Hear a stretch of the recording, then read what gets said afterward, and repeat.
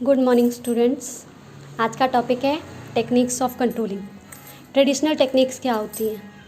सबसे पहले पता होना चाहिए तुम्हें कंट्रोलिंग क्या होती है। कंट्रोलिंग का मतलब है किसी चीज़ के स्टैंडर्ड्स तय करना, उसके बाद जब एक्चुअल परफॉर्मेंस होती है तो उन स्टैंडर्ड्स को एक्चुअल परफॉर्मेंस के साथ मेज़र करना, और अगर कोई डिफरेंस है, कोई डेविएशन है, तो उसको इम्प्रूव करने के लिए स्टेप लेना। तो कुछ टेक्निक्स होती हैं कंट्रोल की। ट्रेडिशनल जो पहले यूज़ की जाती थी, इसमें आता है पर्सनल ऑब्जर्वेशन। पर्सनल ऑब्जर्वेशन का मतलब क्या है कि जो एक मैनेजर है वो वर्कर्स को उनकी वर्किंग के टाइम पे ऑब्जर्व करेगा, उनकी परफॉर्मेंस को असेस करेगा इस मेथड पे।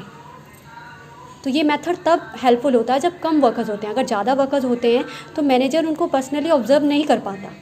इसमें क्या होता है, उनकी जो पास्ट परफॉर्मेंस है और जो उनकी करंट परफॉर्मेंस है, दोनों को कंपेयर किया जाता है, और अगर कोई डिफरेंस है तो स्टेप लिए जाते हैं। सेकंड है statistical analysis. Statics means data collect करना है उनके बारे में। अलग अलग मेथड हैं डाटा कलेक्ट करने के। उनके रेशियोज़ वगैरह निकाल सकते हैं, परसेंटेज, अलग अलग ट्रेंड, अलग अलग पीरियड्स के हम निकाल सकते हैं। यहाँ पे जैसे मान लो हमें स्टॉक को कंट्रोल करना है, तो हर एक चीज़ की मिनिमम और मैक्सिमम जो लिमिट है वो डिसाइड कर दी जाती है, और कुछ हद तक जो डेविएशंस है वो अलाउ की जाती हैं। अगर उसके बाद डेविएशंस होती हैं तो फिर उनके लिए स्टेप लिए जाते हैं। थर्ड है break even analysis. Break even analysis क्या होता है? Relationship between the cost, volume and profits. अलग अलग जो प्रोडक्शन लेवल है उस पर कॉस्ट क्या है, प्रॉफिट्स क्या है, इनके बीच का जो वॉल्यूम क्या है, आउटपुट कितना है, उनके बीच का जो रिलेशनशिप है वो उसे कहते हैं ब्रेक इवन एनालिसिस। ये ब्रेक इवन पॉइंट किसके इक्वल होता है? Fix cost upon selling price per unit minus variable cost. Variable cost वो होती है जो चेंज होती है according to the production level, इसमें चेंजेस आते हैं। फिक्स कॉस्ट इसमें कोई चेंजेस नहीं आते। जैसे कि मान लो रेंट है, अगर तुम्हारा प्रोडक्शन नहीं भी हो रहा तब भी तुमने रेंट पे करना ही है। लेकिन जो वेरिएबल कॉस्ट है इसमें चेंजेस आते रहते हैं। सेलिंग प्राइस तुम्हें पता है। तो ब्रेक इवन पॉइंट वो पॉइंट होता है जहाँ पे ना कोई प्रॉफिट हो रहा होता है ना कोई लॉस हो रहा होता है। यहाँ पे 3 कर्व्स हैं मेनली। एक टोटल रेवेन्यू की कर्व है, एक टोटल कॉस्ट की कर्व है, एक फिक्स कॉस्ट की कर्व है। फिक्स कॉस्ट की कर्व स्ट्रेट जाती है, क्यों? क्योंकि उसमें कोई चेंजेस नहीं आते।